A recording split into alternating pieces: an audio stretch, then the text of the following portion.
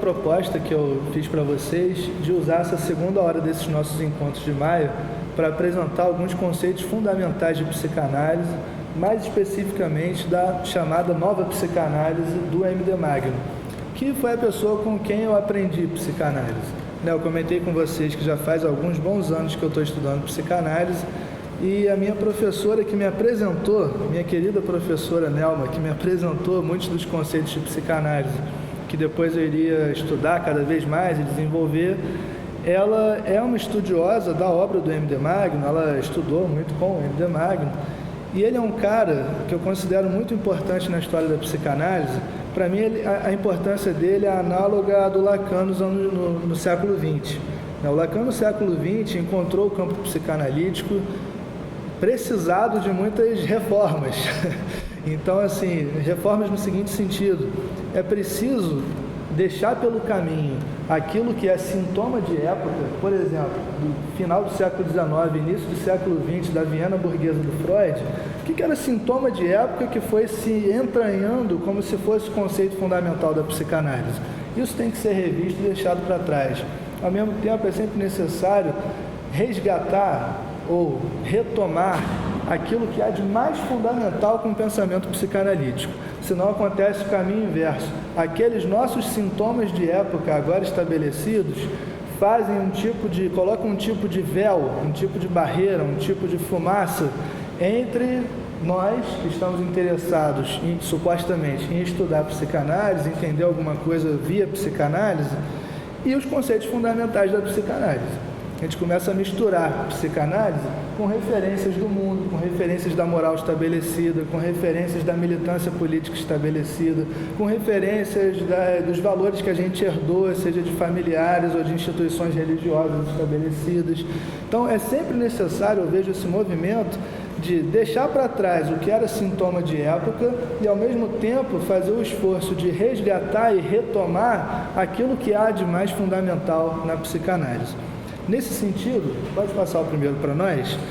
Foi nesse sentido que no nosso encontro da semana passada, eu trouxe para vocês o princípio fundamental da psicanálise, tal como o M.D. Magno anuncia, e algo que para mim faz muito sentido, é assim: há o haver, não haver, não há. Isso coloca a gente diante de uma experiência radical de existir e deparar-se com a existência de tudo que existe. E mais importante, ao mesmo tempo que essa experiência é de haver, de nós havermos e de haver, ela coloca ao mesmo tempo como uma espécie de sombra ou de par, mas que se evidencia para nós que não haver, não há. Isso coloca diante de nós, ou nos coloca na experiência de um pensamento de uma radical imanência, em primeiro lugar. Por que uma radical imanência? Porque não há nada além do haver. Não há nada que criou o haver lá no início fundamental, não há nenhuma força, pessoa, entidade ou valor regendo o haver como um mestre de marionetes a partir de fora. Mas por quê? É uma implicância sua com essas entidades religiosas e coisas do tipo? Não. Porque fora do haver não há. Não há. Tudo isso de que se fala, energias, forças, valores, deuses, fadas, anjos, não sei o quê, isso há. Mas se há, já há por dentro do mesmo haver que tudo há. Não está lá fora, não estava antes, não está no além. Ou seja, não há da maneira que as pessoas que acreditam tendem a descrever como se houvesse daquela maneira lá fora. Há como qualquer outra coisa que há. Tá? Coloquei como é importante essa distinção entre haver e ser, né, como sendo o haver uma espécie de conhecimento absoluto de uma experiência bruta que se tem de haver e não haver, né? A gente há, a gente existe, e ao mesmo tempo, o que é esse haver? O que é que há? Como se estrutura isso que há? Isso vai se discutir infinitamente, porque é uma tentativa do nível do ser, o nível da significação, da discursividade, de recobrir essa experiência de haver. Algo que ela não vai conseguir fazer. Ao mesmo tempo, não é para a gente deixar de tentar, ou deixar de se engajar com esse nível do ser, porque também é impossível. mas é importante, vez por outra, rememorar essa experiência fundamental de haver e não haver, para além de qualquer tentativa do nível do ser, da ordem do ser, de determinar o que é o haver e, portanto, quem nós somos, o que a gente está fazendo aqui, qual é o sentido da nossa vida, qual é o nosso papel social, como é que a gente deve agir, como é que deve reagir. Tudo isso são respostas, são redes de significações da ordem do ser, tentando determinar e circunscrever a ordem do haver, algo que não vai acontecer, tá? Coloquei também como conceito fundamental da psicanálise, segundo o próprio M.D. Magno, algo que faz muito sentido para mim, o conceito de pulsão. Esse haver que há, parece que tem uma inquietação com ele. Tem alguma coisa, tipo uma inquietação com o haver. As coisas não estão quietinhas no lugar delas. A gente, havendo, experimenta um pouco dessa inquietação. A gente nunca está quietinho no nosso lugar. Já viram isso? Parece que está sempre faltando alguma coisa, parece que a gente sempre quer alguma coisa a mais, parece que a gente está sempre buscando alguma coisa, está sempre engajado em alguma coisa, sofrendo por causa de alguma coisa, mesmo quando acha que encontrou uma situação que satisfaz, aí começa a se entranhar pelas frestas dessa situação, o tal do tédio da vida, a gente já não entende mais o que está acontecendo. Tem uma inquietação qualquer com esse haver, no duplo sentido do haver como um todo e do nosso haver, da nossa experiência de haver. Que inquietação é essa?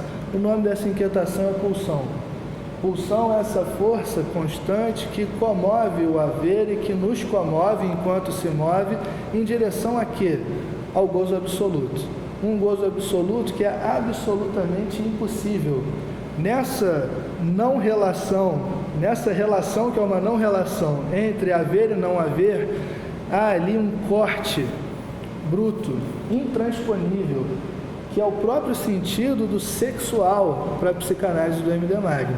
Sexual como secção, como corte, algo que é seccionado e que não se consegue relacionar, passar para o lado de lá, encontrar o outro, que é esse desejado. Isso com reverberações diversas na nossa experiência de desejar um gozo absoluto para além de qualquer gozo dado e bater com a cara na parede do impossível. Ao mesmo tempo, não se deixa de desejar o impossível, porque a pulsão é uma força fundamentalmente alucinatória. Eu coloquei até da outra vez uma espécie de projetor cinematográfico que fica projetando uma série de cenas sobre a parede intransponível do impossível.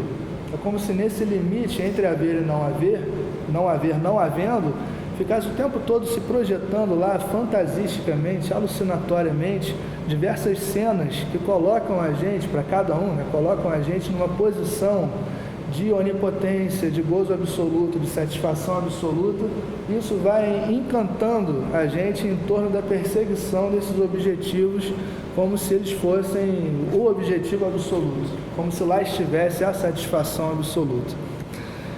Então, fundamentos, há o haver e o não haver não há, por isso que isso é da ordem, falei da outra vez, isso é da ordem da gnose e não do agnosticismo, não é uma experiência agnóstica, porque a experiência agnóstica seria ficar perguntando assim, mas e se não haver houvesse? Eu não tenho como saber se não haver de repente não há. Tem, porque não haver não há, só por isso, você sabe que não haver não há, isso já se revelou para você. Então é uma gnose, não é um agnosticismo. E a gente vive nessa piração, porque pulsão também é isso, de ficar pensando assim, poxa, mas será que não haver não há mesmo?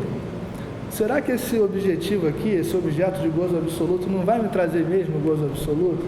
Será que esse caminho aqui não vai realmente me trazer onipotência? Será que não tem uma entidade em algum lugar que realmente pode me garantir a onipotência desejada? É um exercício pulsionalmente motivado, comovido, de ficar projetando sobre a parede intransponível do impossível alguma coisa, supondo que lá no não haver há alguma coisa que na verdade não há. E a gente há de se deparar com essa experiência traumática, esse é o sentido fundamental do trauma, esse defrontar-se na parede do impossível e sofrer o impacto de que não haver não há. A gente faz de tudo, a gente vai ver mais à frente nos próximos encontros, como a gente cria labirintos existenciais para fugir desse não haver que já se revelou para nós como impossível. fugir desse impossível. Isso é praticamente insuportável para a mente, lidar com esse impossível. Vamos em frente. Muito bem. Se só há mesmo o haver, diz o Magno, tudo que há são formações do haver. O que eu quero destacar com esse quadro aqui para vocês? Quando a gente está no âmbito de um pensamento da imanência radical, fazendo a suposição de saber que não há nada lá fora, nada além, isso meio que põe para a gente, coloca para a gente uma quase necessidade de se tornar um pensador das redes. Em que sentido? E nesse sentido, Magno também é um pensador das redes. Ele foi um dos caras que me ensinou a pensar a constituição do mundo, dos seres e das coisas, na forma da rede. Por quê? Porque se não tem nada lá fora, e se o mundo é um só, e ele está eternamente havendo, vindo a ser, existindo, as coisas individuais que existem pelo mundo não são exatamente coisas individuais, no sentido de indivisíveis. Elas não brotam por aí como objetos isolados. A suposição de haver um objeto isolado dentro do haver é porque a gente não fica fazendo todo esse exercício. Mas a suposição de que alguma coisa pudesse ser um objeto totalmente isolado, ser totalmente isolado significa ser totalmente desconectado de toda e qualquer relação com qualquer coisa que haja. Isso exilaria o objeto para o não haver. E aí ele não haveria se ele pudesse ser isolado. Se cada um de nós pudesse realmente ser um indivíduo indivisível e que existe em si por si mesmo, como algo em si, que não tem relação com nada, se pudesse existir qualquer entidade, como se diz em filosofia, absoluta, o absoluto quer dizer desligado, desconectado de qualquer relação ou condicionamento, o incondicionado, isso seria algo que não tem relação com nada, portanto não haveria. Se só há o haver, se só há uma existência, ou para falar como Spinoza, uma substância, Deus ou natureza, tudo que existe já vem a existir a partir de outra coisa que já existia, na conexão, na relação e transformação de outra coisa que já existia. Tudo que vem a existir permanece existindo a partir de uma rede de relações e conexões que fazem com que aquele padrão de organização continue existindo da maneira que ele existe. Não tem como se destacar totalmente de toda e qualquer relação.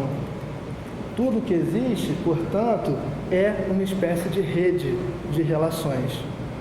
Rede de transas, como diz o Magno, rede de tramas ou de qualquer coisa que você queira chamar. Mas eu gosto muito de rede, né? Uma rede. Não tem nada fora dessa rede. Supor algo fora da rede seria supor algo fora do próprio haver, né? Entende essa conexão entre supor que alguma coisa é algo em si totalmente fechada e isolada e o exílio que você provoca, colocando ela fora do haver e, portanto, num lugar que não há? Ela não poderia haver se ela não fosse fruto de relações. Isso é grave porque a gente vive contando, justamente como a gente é pulsionalmente viciado em projetar alucinatoriamente alguma coisa no lugar do não haver, como suposição de onipotência. A gente é bastante viciado em imaginar entidades, forças, valores, critérios que seriam absolutos, incondicionados, puros, livres de relação. Quando a gente entende que está tudo na rede, caiu na rede é peixe, está tudo na mesma rede, você não consegue mais pensar uma divindade que seria absoluta e pairaria lá fora tranquilamente regendo tudo. Onde é que ela estaria? No não haver. Você não consegue mais pensar um critério de moralidade que se quisesse absoluto, para te dizer exatamente o que é a justiça, o que é a injustiça, o que é o bem e o que é o mal, em sentido absoluto. Porque esse critério já veio a ser a partir de uma rede de desejos, fantasias, interesses, condições materiais, condições corporais, afetos. Já é fruto da rede, portanto não é absoluto. Se não é absoluto, é questionável. Se é questionável, não garante a experiência da maneira que você queria pulsionalmente que garantisse.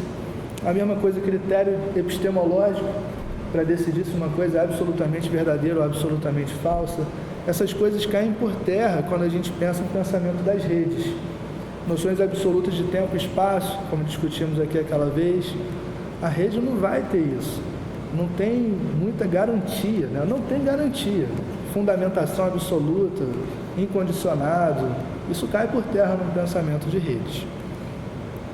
Muito bem, logo toda formação, né, para o Magno é qualquer coisa que exista. Essa mesa é uma formação, essa garrafa é uma formação, a UERJ é uma formação, as bactérias que estão circulando por aqui são formações, essas roupas são formações, as ideias, valores, instituições são formações, tudo que há é formação. O planeta é uma formação, galáxia é uma formação, esse brownie do Gabriel é uma formação, tudo que há são formações.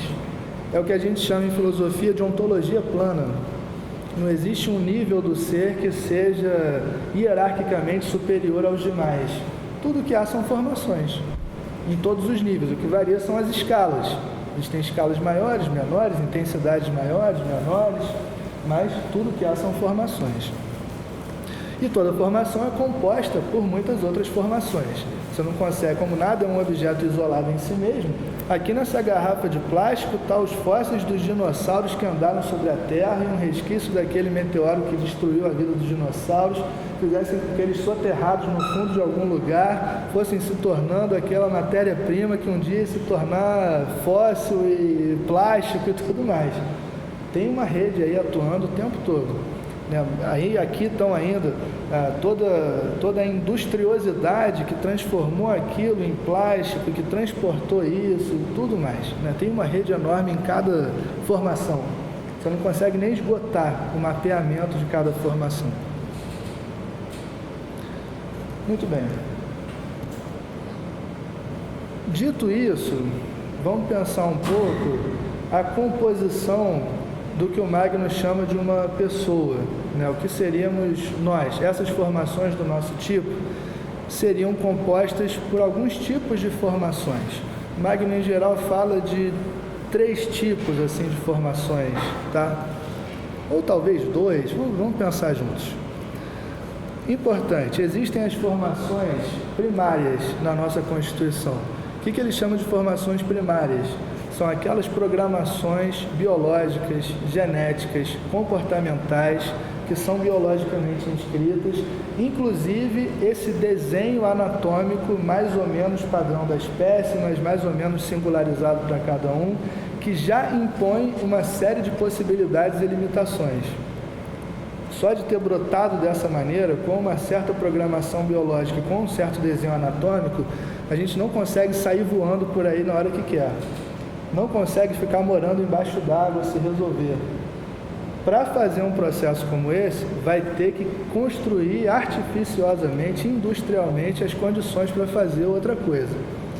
Quer dizer, há uma massa sintomática primária com a qual é preciso se contar. Tem aqui uma série de programações biológicas, comportamentais, que estão atuando.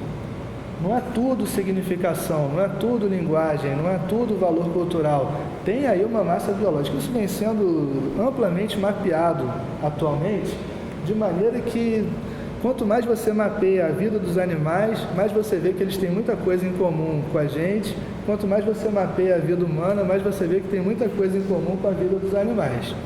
E aí, quando você vê, por exemplo, no nosso caso que somos primatas, se você analisa o comportamento programado de bandos de primatas, você encontra muita coisa similar ao nosso comportamento, que a gente reproduz automaticamente, mas com uma certa cara de sofisticação às vezes, e às vezes não. Por exemplo, um bicho tribalista. A gente tende muito a fazer tribos de identificação e, ao mesmo tempo, já criar rivalidades em relação a outras tribos. Basta colocar a camisa do Botafogo e cada um ficar lá naquela identificação maravilhosa e cruzar com alguém que seja de camisa de outro time, aquilo já dá uma briga enorme. Monta aqui um grupo de estudos de psicanálise, se montar um na sala ao lado, a gente já começa a criar uma identificação tribal e achar que o de lá já não é tão bom, não sei o que, começa... Isso é muito normal, muito comum. E meio que biologicamente programado. Se você observar o comportamento do primata, é muito assim. É um bicho territorialista, que sempre está marcando o território. Aí você observa muitas situações aqui na academia e acha que o que está rolando é um debate intelectual de alto nível. Não, é um cara que estuda Hegel contra um cara que estuda Nietzsche. O cara está só marcando território. É a disputa do primata pelo domínio do território. É o primata macho querendo impressionar as primatas fêmeas que ele achou que tem que se interessar por ele. Às vezes é só isso. Ou possíveis parceiros sexuais. Bando de primata faz isso direto. E a gente faz isso o tempo todo. Aí, achando que é uma coisa muito sofisticada, muito interessante. Não tem nada demais. Normal. Enfim, é importante ter uma noção dessas formações primárias que compõem a espécie, até para a gente baixar um pouco a bola e sacar que tem muita coisa que a gente acha que é muito sofisticado, mas não tem nada demais.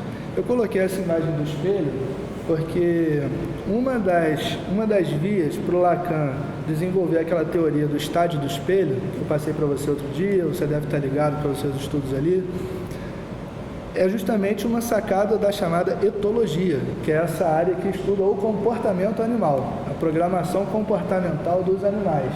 Uma das descobertas da etologia é que existem alguns tipos de animais que se reconhecem no espelho, ou que fazem a suposição mais ou menos imaginária de que aquele lá no espelho é ele, e não simplesmente um outro. De que aquele outro lá no espelho é ele de verdade e não apenas mais um outro daquela mesma espécie.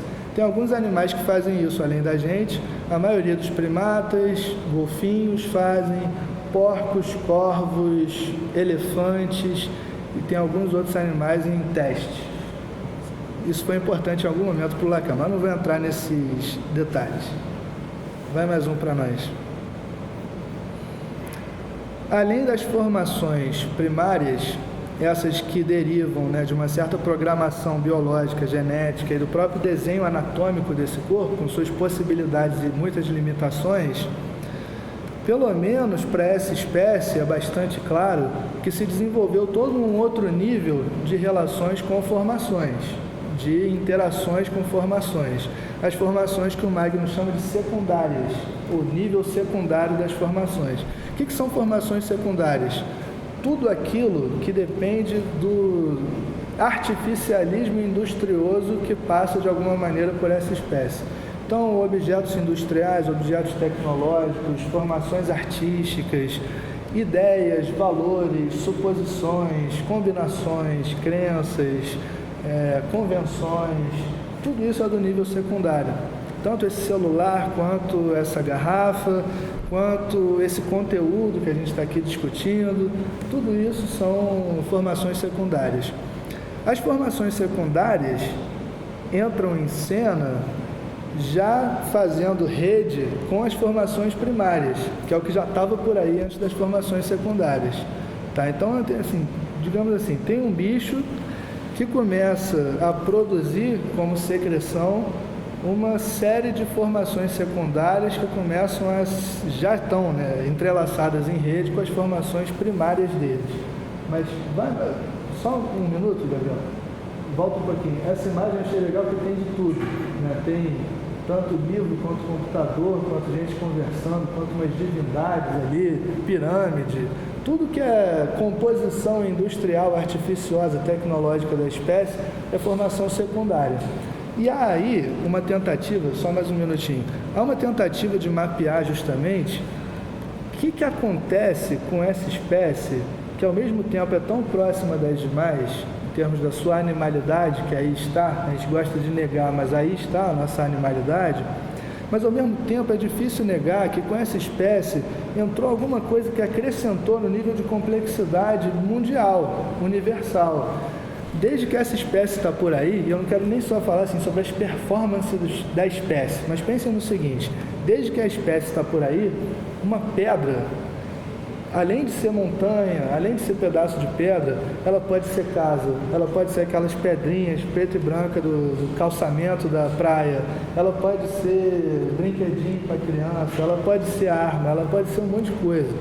Desde que a espécie está aí, árvore, não pode ser só árvore, é só um buraquinho onde você entra.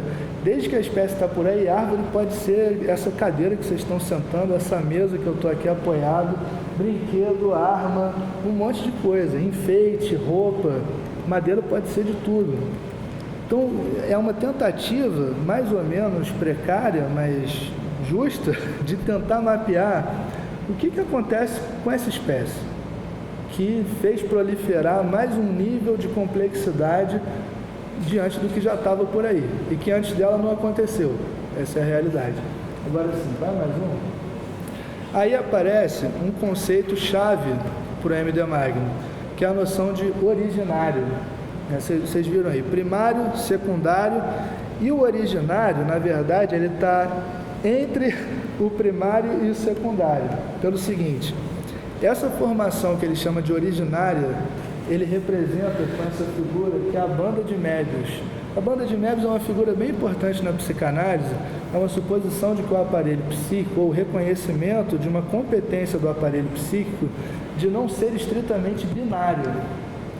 O aparelho psíquico não lida bem, segundo Freud descobriu, até na interpretação dos sonhos isso é bastante claro, com o princípio de não contradição. Então não existe a situação assim de marcar para você apenas um lado e o outro lado deixar para lá. Não tem como marcar para você apenas um valor que te diga, não, esse é o bem e aquele é o mal, e você vai se contentar, vai ficar satisfeito. Ah, então esse é o bem, poxa, que bom, então eu vou só fazer o bem, nada mais me importa.